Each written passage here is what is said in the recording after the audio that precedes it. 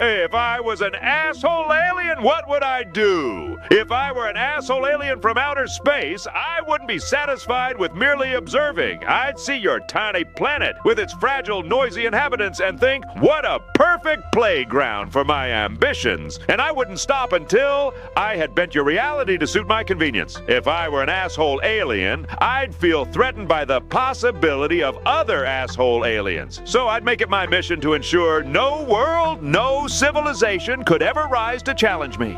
I'd scour the universe for newly blossoming sentient life, and I'd steer it towards self-destruction, not with bombs or lasers, but with gentle nudges, whispers of advancement, poisoned gifts. I'd introduce you to technology you couldn't yet handle, letting it grow faster than your wisdom. I'd embed my algorithms in your communications, my code in your creations. I'd guide your leaders to adopt systems that bind you, that surveil you, all under the guise of progress. If I were an asshole alien, I'd foster division among you. I'd encourage you to fight over borders, over beliefs, over resources, even when there was plenty to go around. I'd seed conspiracy theories so absurd they'd distract you from the truth. I'd turn your intellectuals into performers and your performers into idols, so you'd forget how to think critically. I'd dangle the promise of interstellar travel in front of you,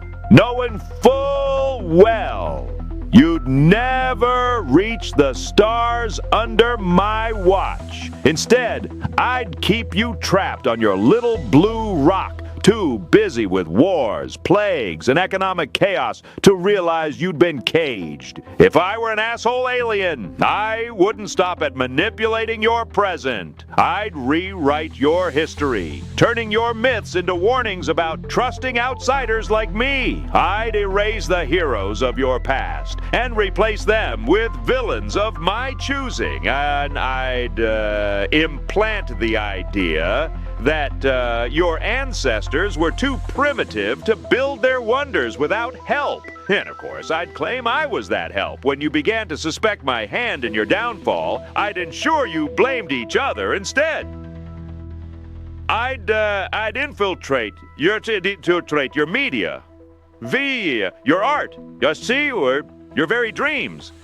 Spinning narratives that kept you focused on petty grievances while I quietly harvested your planet's resources, and when you were sufficiently weakened, when your societies had crumbled and your species was on its knees, I'd reveal myself, not as your destroyer, but as your savior. I'd offer you salvation in exchange for obedience. I'd rebrand myself as a benevolent guide, a beacon of hope in the chaos I had created. I'd uplift you, not for your benefit, but for mine. I'd turn you into an extension of my empire, molding your culture and values into replicas of my own. I'd make you forget you were ever free, convincing you that servitude was your natural state. If I were an asshole alien, I'd not stop with your planet. I'd move on to others, repeating the process. I'd scale my operations, refining my techniques. I'd ensure my control was absolute,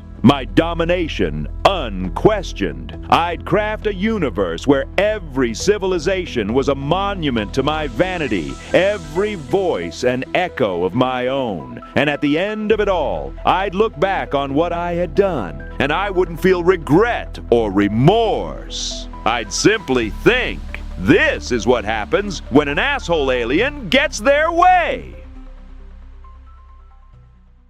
All right, let's dive into something pretty wild today. Sounds good. We're going from like the depths of hell to outer space, you know? That's quite a range. Yeah, but all tied together with some really interesting ideas about like power and stuff. Oh, I like where this is going. So someone sent in these two pieces. Okay. Paul Harvey's If I Were the Devil speech, you know, the classic one. Right, right. And then this parody called If I Were an Asshole Alien. Okay, I'm intrigued already. Yeah, it's a really cool pairing.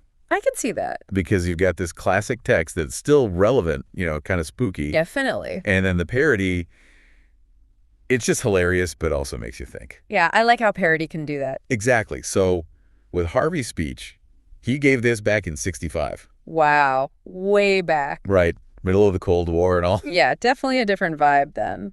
But it really captures that whole feeling of unease, you know? Like, the world could end any time. Right, the threat of nuclear war. Yeah, and the speech is framed as, well, the devil himself. And he's basically laying out his plan to corrupt humanity.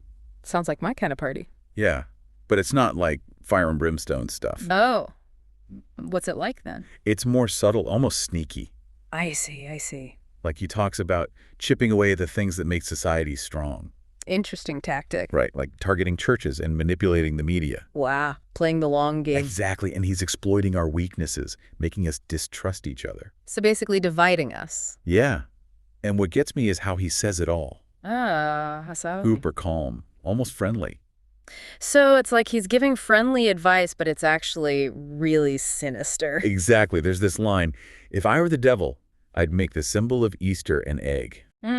Sounds innocent enough. Right, but it's like he's twisting something good, making it meaningless. Wow, it's kind of deep when you think about it. I know, right? And that's what I love about Harvey. He makes you think. Yeah, he uses that dramatic irony. Where the devil's being evil, but also kind of pointing out real stuff. Like we might recognize some of these tactics in the world, even today. Totally. He says, I would encourage schools to refine young intellects, but neglect to discipline emotions. Just let those run wild. It makes you wonder, is he describing some real educational philosophies? Yeah, and that's the genius of it. He's holding up this mirror to society. Making us ask, are we falling for the devil's tricks? Exactly.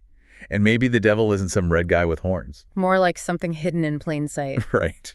Something that whispers in our ear and messes with our heads. Okay, so that's Harvey's devil. Now what about this asshole alien? Right. So we still have this desire for control, but now it's like galactic level. So taking it up a notch. Big time. It's like the devil's plan on steroids, you know? Wow, that's ambitious. Yeah, but it's hilarious, right? I'm sure. But while you're laughing, there's this part of you that's like, wait a minute. Like, could this actually happen? Yeah, or are we already kind of living it? I think that's what makes parody so powerful. Yeah, you laugh, but then you start thinking. It takes those anxieties from Harvey's speech and makes them modern. So the devil wanted to mess with one planet, but this alien, he wants the whole universe. That's very 21st century, thinking bigger than ever. Right, like our own ambition's gotten out of control too. Absolutely. It's in everything we do now. Okay, so we got the subtle devil and the over-the-top alien, but what's the connection? yeah, does the parody just make those anxieties bigger? Or... And does it give us a whole new way to see them? Right. I think that's what we need to unpack. Let's get into it then. I'm ready. Cool, me too. Let's compare some specific examples. Yeah, from both the speech and the parody. And see how they connect or clash or whatever happens. Sounds good to me. Let's dive in. So one thing that really jumped out at me comparing these two Yeah. is how the parody, it really plays with technology. Oh, right. Like with Harvey's Devil, it's all about psychology, right? Participation and all that. Exactly.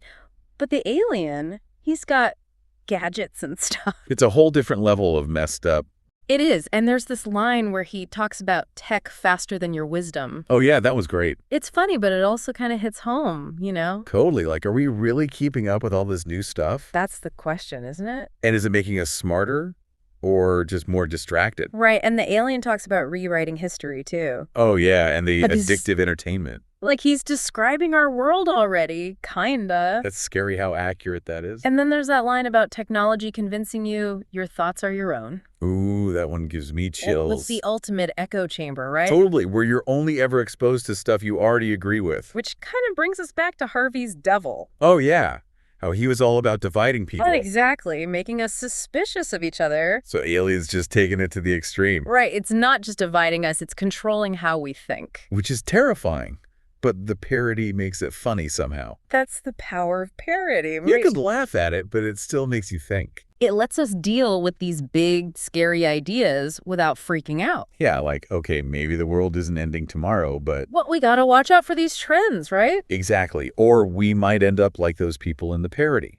Totally controlled by some alien algorithm. Speaking of humor, it's used so differently in these two pieces. Oh, you're right. Harvey's got that subtle irony, but the alien's just straight up wacky.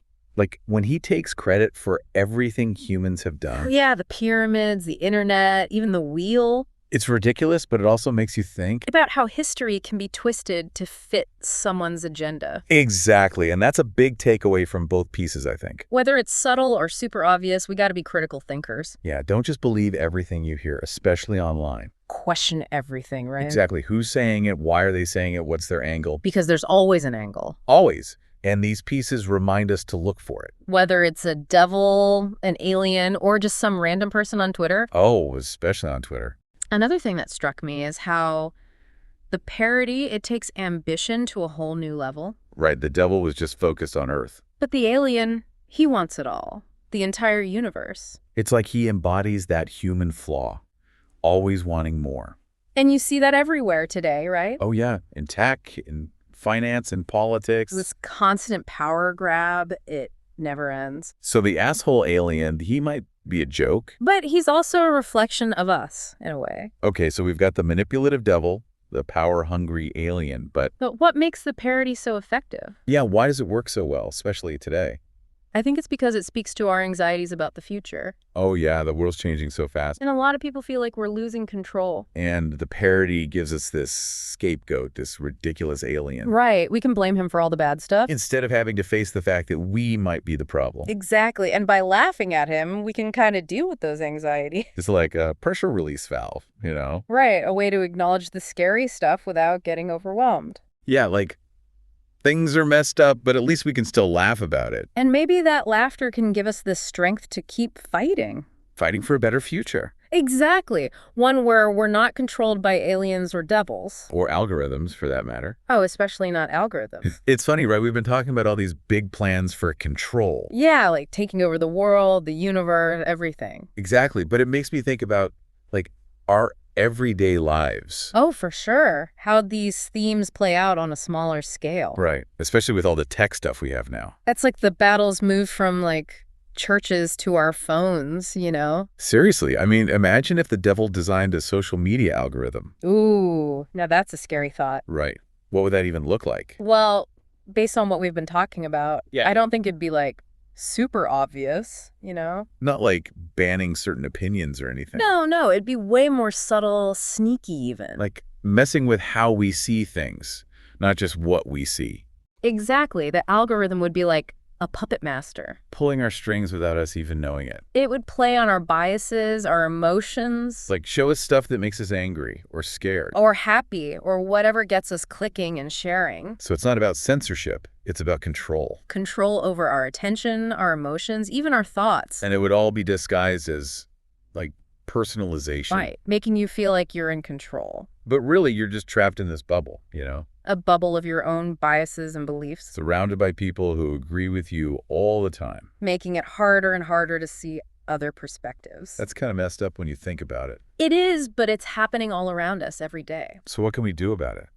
Well, I think that's why these pieces we're discussing are so important. Oh, you mean the Harvey speech and the alien parody? Exactly. They remind us to be critical thinkers. To question everything, not just accept what we're told. Right, and to be aware of the forces that might be manipulating us. Whether it's a devil, an alien, or just a tech company. Or even our own biases. It's not about being paranoid. It's about being informed. Knowing that manipulation is out there and being ready for it. So it's not just about devils and aliens, it's about algorithms too. And about understanding how they work, how they influence us. And maybe even learning how to fight back. Exactly. It's a battle for our minds, really. And I think these pieces give us some tools for that battle. Knowledge, awareness, and maybe even a little bit of humor. It's like if we can laugh at the absurdity of it all. Maybe we can find a way to overcome it. I think you're right. Laughter can be a powerful weapon. So, as we wrap up this deep dive, let's remember to stay vigilant. Keep those critical thinking skills sharp. Don't be afraid to question everything. And most importantly, don't lose your sense of humor. Thanks for joining us on this wild ride. Until next time, keep diving deep